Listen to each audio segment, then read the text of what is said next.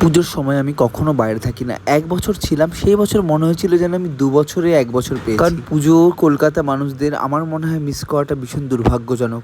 আমি জানি সবাই এগ্রি হবে না আমার কথার সাথে। আর এই শরতের মেঘের ভেলা দেখতে দেখতে ফিরলাম ষষ্ঠীতে। যাই হোক, এবছর তৃতীয় চতুর্থী পঞ্চমী আমি ছিলাম ফোকেতে।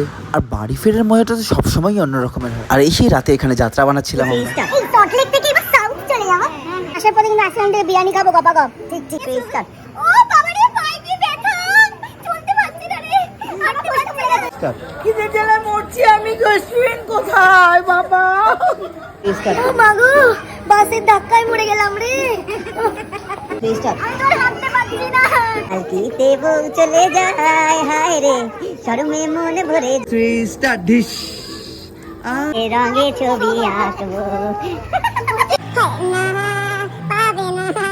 সবিতা তার কথা কেউ বলে না, সে প্রথম প্রেম আমার নীলাঞ্জনা, সে প্রথম প্রেম আমার, সে প্রথম প্রেম আমার নাম বলবো না।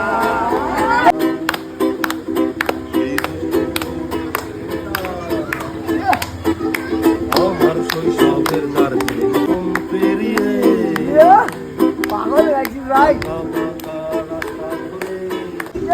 চশমাটা খসে গেলে মুশকিলে পড়ি, দাদা আমি এখন স্কুলে পড়ি, ভক্তির জোরে আমি পারবো না হতে আমি রোমিও, তাই দুপুর বেলাতে ঘুমিও, আসতে হবে না আর বারান্দায়।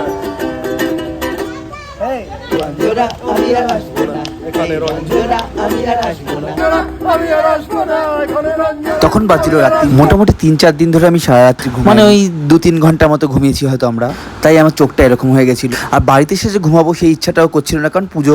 আর আমাকে দেখে এই পুচকিটা ওই জন্য বললো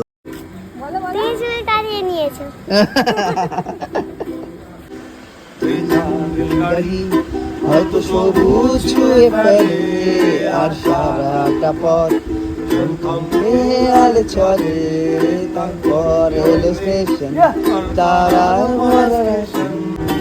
তোরে সকাল ঘুম ভেঙে দিতে পারি, তোরে বিকেল ঘুম চিড়ে দিতে পারি, তোরে আলোর আলপিন দিতে পারি, তোকে বসন্তের দিন দিতে পারি, আমাকে এনে দে জলপরি। তো ষষ্ঠীটা আমাদের এইভাবেই কাটলো। আর আগামী দিনের পুজোর দিনগুলোর জন্য সবাইকে বলছি, সবাই খুব মজা করো, আনন্দে থাকো। সব দুঃখ কষ্ট ঝগড়া অশান্তি এগুলো পিছনে ফেলে সবাই আনন্দে মেতে ওঠো।